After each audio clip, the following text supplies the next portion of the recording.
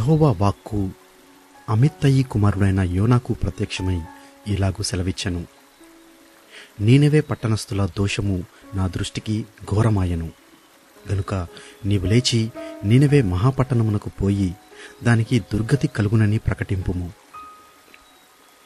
అయితే యెహోవా సన్నిధిలో నుండి తర్షీషు పట్టణమునకు పారిపోవలనని యోనా యొప్పేకు పోయి తర్షీషునకు పోవు ఒక ఓడను చూచి ప్రయాణమునకు కేబు ఇచ్చి యెహోవా సన్నిధిలో నిలువక ఓడవారితో కూడి తర్షీషునకు పోవుటకు ఓడ ఎక్కెను. అయితే యెహోవా సముద్రము మీద పెద్ద గాలి పుట్టింపగా సముద్రమందు గొప్ప తుపాను రేగి ఓడ బద్దలైపోవు గతి వచ్చెను. కాబట్టి నావికులు భయపడి ప్రతివాడును తన తన దేవతను ప్రార్థించి ఓడ చులకన చేయుటకై అందులోని సరుకులను సముద్రంలో పారవేసిరి. అప్పటికి యోనా ఓడ దిగువ భాగమునకు పోయి పండుకొని గాఢ నిద్రపోయి ఉండెను. అప్పుడు ఓడ నాయకుడు అతని యొద్దకు వచ్చి, ఓ ఈ నిద్రబోతా, నీకేమి వచ్చినది? లేచి నీ దేవుని ప్రార్థించుము, మనము చావకుండా ఆ దేవుడు మన యందు కనికరించునేమో అనెను. అంతలో ఓడవారు, ఎవరిని బట్టి ఇంత కీడు మనకు సంభవించినది తెలియుటకై మనము చీట్లు వేతము రండని ఒకరితో ఒకరు చెప్పుకుని చీట్లు వేయగా చీటి యోనా మీదికి వచ్చాను.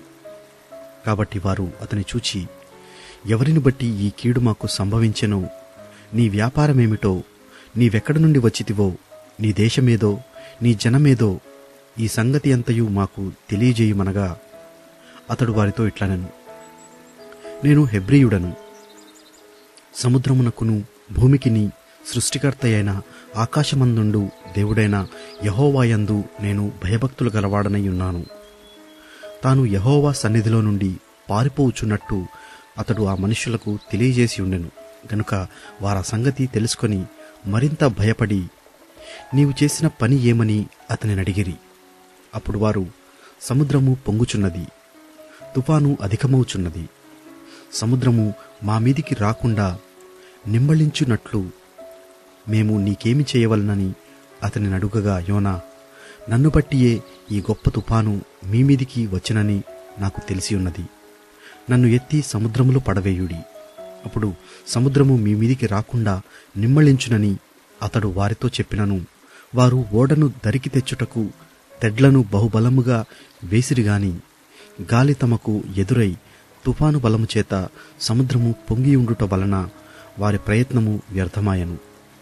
కాబట్టి వారు, యెహోవా, నీ చిత్త ప్రకారముగా నీవే దీని చేసిదివి, ఈ మనుష్యుని బట్టి మమ్మను లయము చేయకుందువుగాక, నిర్దోషిని చంపితిరన్న నేరము మా మీద మోపకుందువుగాక అని యెహోవాకు మనవి చేసుకుని యోనాను ఎత్తి సముద్రములో పడవేసిరి. పడవేయగానే సముద్రము పొంగకుండా ఆగెను. ఇది చూడగా ఆ మనుషులు యెహోవాకు మిగుల భయపడి ఆయనకు బలి అర్పించి మ్రొక్కుబళ్ళు చేసిరి. గొప్ప మత్స్యము ఒకటి యోనాను మృంగవలనని యెహోవా నియమించి ఉండగా యోనా 3 దినములు ఆ మత్స్యము యొక్క కడుపులో నుండెను.